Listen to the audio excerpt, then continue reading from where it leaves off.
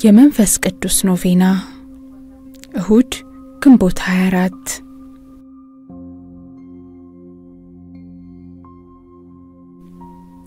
ጸሎት። እርሱም በአንድ ስፍራ ይጸልይ ነበር። በጨረሰም ጊዜ ከደቀ መዛሙርቱ አንዱ ጌታ ሆይ ዮሐንስ ደቀ መዛሙርቱን እንዳስተማረ እንጸልይ ዘንድ አስተምረን አለው።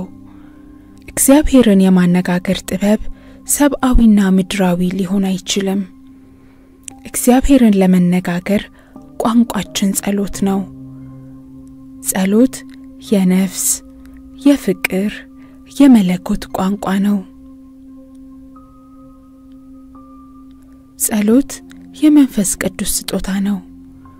ማንም በመንፈስ ቅዱስ ካልሆነ ኢየሱስ ጌታ ነው ማለት አይችልም እንደሚለው ጸሎት ማለት ከእግዚአብሔር ጋር መነጋገር ማለት ነው ብለን ከልጅነታችን ቤተክርስቲያን አስተምራናለች።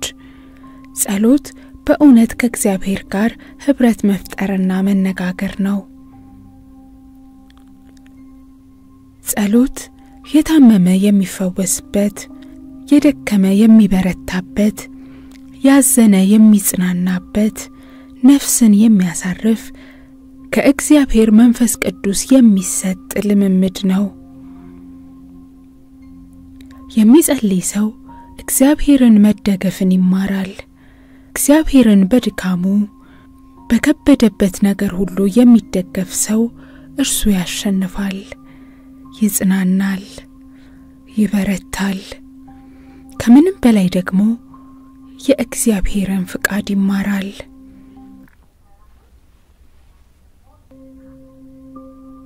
የጻድቃን ሕይወት ሙሉን ጸሎት ነው። ይህ ማለት እንደ እግዚአብሔር ፍቃድ የሚመላለስ ሰው ከንጋት እስከ ንጋት ስራው ከእግዚአብሔር ጋር መነጋገር ይሆናል ማለት ነው።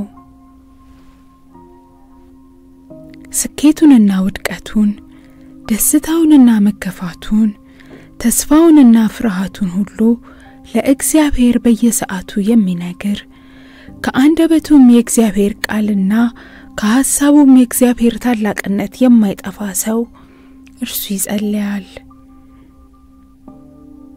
ነገሮች ሲበላሹ፣ ስኬቶች ሲወድሙ፣ ሰዎች ክፋቶቻቸው ሲበዛ ሁሉ የጸሎት ሰው ከእግዚአብሔር ጋር ይሟገታል።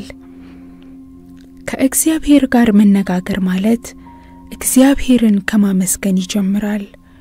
ሰው በልቡ ውስጥ ያለውን ሁሉ ሲያፈስ ያ ጸሎት ይሆናል።